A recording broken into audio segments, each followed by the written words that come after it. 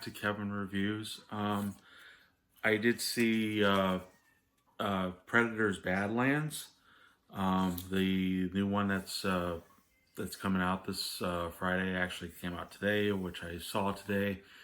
I actually saw this earlier, and I'm unfortunately, due to some technical issues, I had to wait till now to record this, and as of now, it is Thursday, the 6th of November, near midnight. There's Tally. So I'm very tired. So it took a while to get this done, but in any case, I did see it earlier. Hi, Tally. I need. Not right now. Come on. I'm sorry. Yeah, she wants to be near me.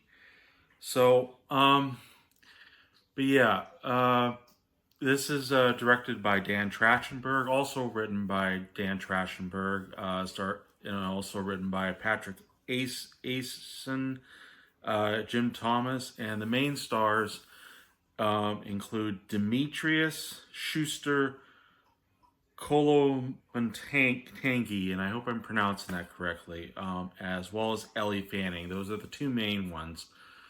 In terms of Predator movies, I've only seen the original Predator with Arnold Schwarzenegger, Alien versus Predator, the one in the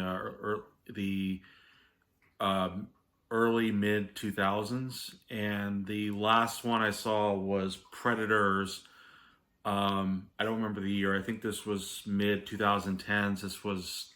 It starred Adrian Brody and Topher Grace.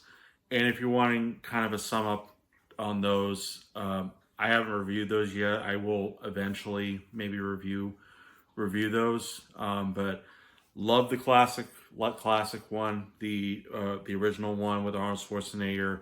The Alien versus Predator, I think, is underrated gem, but I can understand why people don't seem to like it that much. But I will also say it's definitely not a perfect movie, but still, I think it's underrated a bit. And then the last one I remember not liking at all. I've only seen that once, but I just remember not liking it. So we have this new one. I was kind of skeptical, but also at least because the last one I saw, I wasn't a fan of, and because the Predator movies keep kind of coming out, and while the movie Prey, which was a Predator's prequel, I believe, I'm not entirely sure. I haven't seen it, but I heard that one was really good, and I do actually have a DVD copy. I just have not gone around to seeing it. But yeah, but still, based on what the trailers was showing, I was actually, while was skeptical, I was intrigued, because this time around it was focusing more on an actual Predator character. So I was looking forward to this one. So excuse me, I had burp there a little bit. But yeah, there's not a ton to say. I was regarding before I jumped into this review. So yeah, here's my review of Predator Badlands. So the story is actually quite relatively simple, actually. A predator named Deck, who's is part of the Yao Chow clan. I hope I'm pronouncing that correct. Yao Chu. It's kind of hard. Is part of the Predator clan, where he has a father and brother and whatnot. But he's kind of considered the runt of the clan. He's considered weak amongst the clan, but now he's given this opportunity. Thanks to his brother. But Deck, and I'm pronouncing that. I'm gonna try to pronounce that very carefully, because I don't want to say the other thing, because unfortunately the naming for the main character Deck is, I gotta be careful with that. So but in any case, Deck is on a mission to basically prove that he's no longer a weakling. He's going to try to prove to his father that he can make a kill on a creature, on a very dangerous creature that no other Yautja has come back from. I forget the name of the creature. I'll mention it in the on the side here a little bit. Sorry, I got ears bothering me. And so he goes to this planet that's supposed to be like the very dangerous killer type planet where just about anything can kill you. Kind of reminds me of, sadly, After Earth with M. Night Shyamalan. And so he goes to this planet and tries to find his prey. Of course, he comes across a synth named Thea, played by Elle Fanning, and they both work together to find Deck's prey. Of course, there's other things happening because eventually the Weyland-Yutani Corporation is involved, and becomes a difficult for the predator to kill his prey basically. There's a bit more to it, but I think that's the gist of it. So predator's trying to catch his prey to bring honor to his clan. But yeah, that's basically the idea. And I have to say, I do really think this is a really good movie. I don't think it's the best of the Predator movies. I probably would say this is, out of the ones I've seen personally, this is the second best. But only because I really like the idea that we are focusing on a predator this time. They actually do not make him speak English, or that we understand that they kept him like at his native language or whatever language they're using, and use subtitles for him. So I'm glad they did that. Even when Thea, I think that's her name.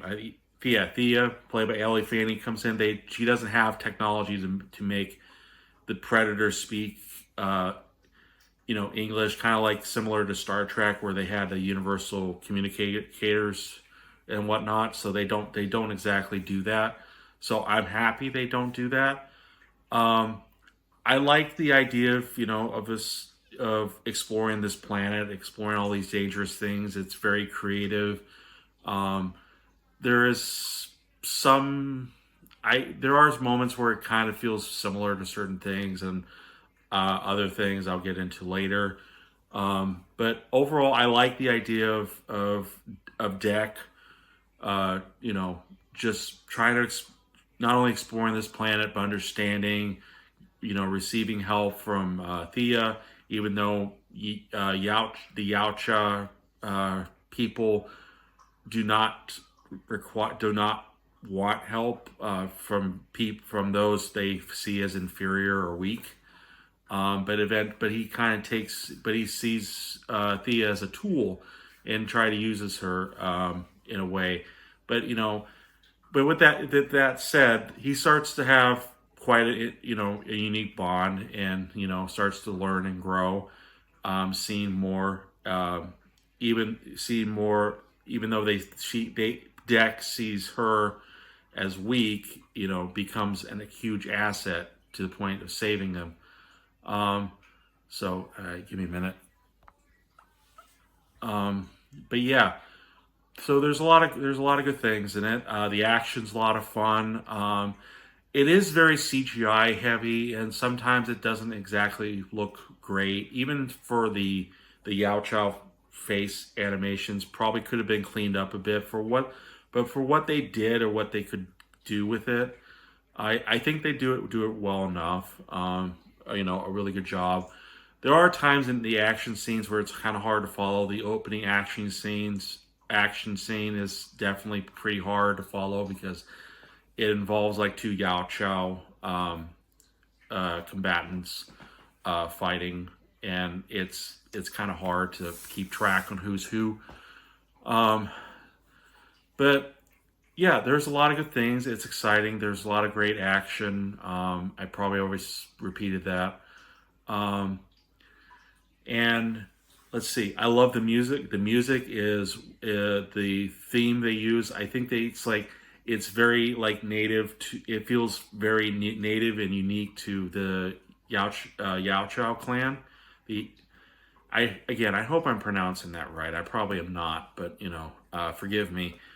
And but if I really liked it, it kind of got me, got my blood pumping a bit. So whenever I hear it, uh, but yeah, there's a lot of good things in terms of performances. I don't know if I can really say a lot from Dimitrius Schuster-Kolomatangi as Deck. I think he does a really good job. Granted, it's everything is different language, but the performance wise, it's still very good. And the design for the Predator base that didn't seem CG'd is well done. The production is very well done, despite it over relying a lot of CGI.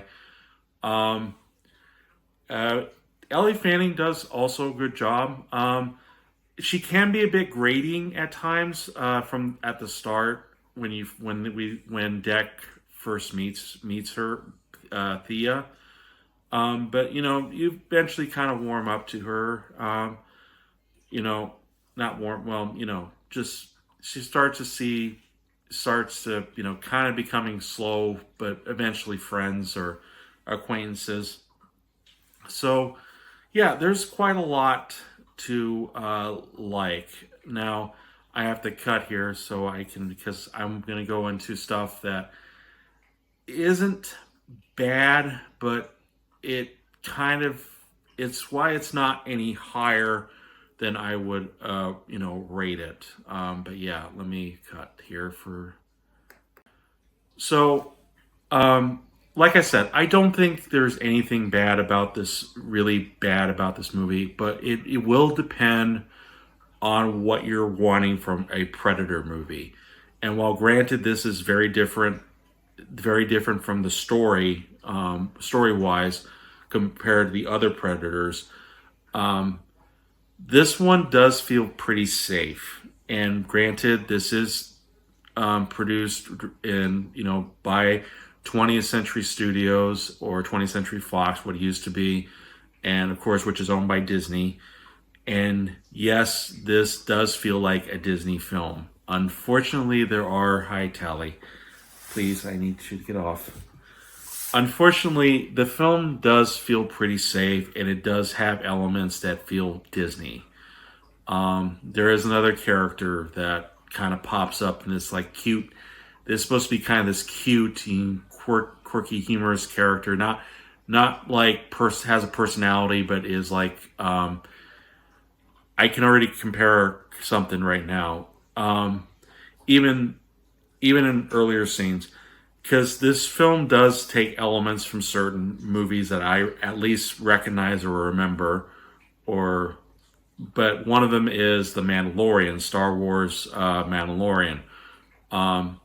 You kind of see elements of that, and the creature I'm talking about is basically kind of like a baby Yoda, except supposed to have kind of a monstrous design and always clean, likes to be with Deck. And even in the opening fight scene, there's like some laser sword fighting, which again, Star Wars. So there's that. I'm trying to think here. There's also there's no, because it's safe, there's no like really any blood or gore aside from Deck's injuries or other Yao Chao injuries. And then of course we have the planet, because we have the Wayland and Yutani Corporation involved. Unfortunately, there's no humans. Every human-like character is a synth. So there's no like real blood or gore involved, not like in the first Predator or whatever. So there's no real sense of urgency or for other than for Deck, who's trying to survive. Um, but trying to survive and catch his prey. And unfortunately, the prey he's going after is a bit underwhelming, and because it unfortunately goes into that field where it's nature versus technology, similar to like Avatar. Um, the way some of the shots, while it's really gorgeous to look at, also reminds me of. It looks like they shot in New Zealand, which reminds me of Lord of the Rings, where that was shot. I'm sure it was. I mean, New Zealand's always great to shoot it, but the way how it's shot does feel very similar to that. Um, the I would compare Predator Badlands to Wall-E. And with that said, because if you've seen Wall-E, the Disney film about Wall-E, this garbage disposal type robot who's just on the planet Earth, just kind of doing his thing, and we kind of like that the opening scene where he's just kind of doing his thing on the planet, learning stuff, collecting stuff, becoming this friends with this cockroach, and eventually becoming attracted to this robot, this other robot that comes from space named Eve, and we all like that. We think that's really good. It's like we don't really need like a lot of dialogue or a lot of things to say. We just kind of watch them as them interacting. We're watching the emotions or whatever, and that was really great.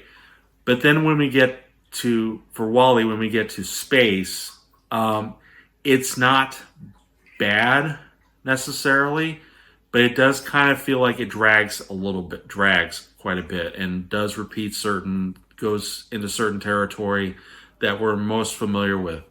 And that's the best I can say. That's the best I can say, because I am comparing this to Wall-E, because I think the opening is great. It's really good. But when Thea comes in, which isn't bad, but when it's the baggage that she carries involving the Weyland-Yutani Corporation, and there's other elements, involving this one creature that, like I said, was like Baby Yoda from Mandalorian. Sorry, Callie wants to jump back up here again.